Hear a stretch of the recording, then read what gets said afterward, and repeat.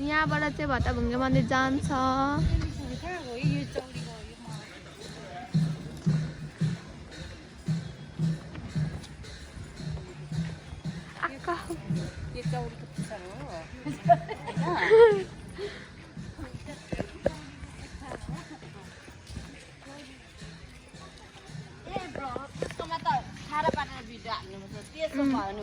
होइन ब्लग त तेस्रोमै बनाउँछ नि त।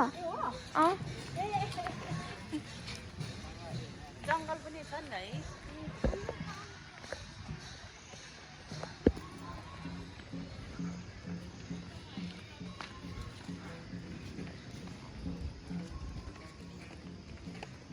अब यहाँदेखि जानु चाहिँ 15-20 मिनट लाग्छ।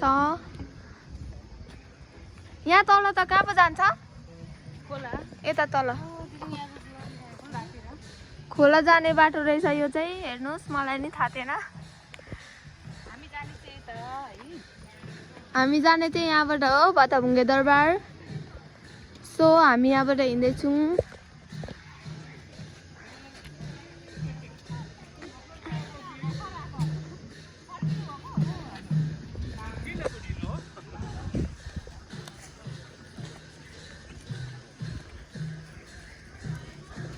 यहाँ देख्न सक्नुहुन्छ हामी दुईजना हिँड्दैछौँ।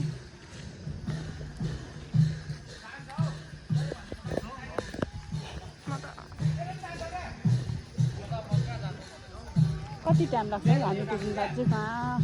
अब 15-20 मिनट। यस्तो धेरै लाग्छ र? माथि छ नि त टपमा। यहाँनिर चाहिँ खानाको सामानहरू ल्याउनु भइरहेछ।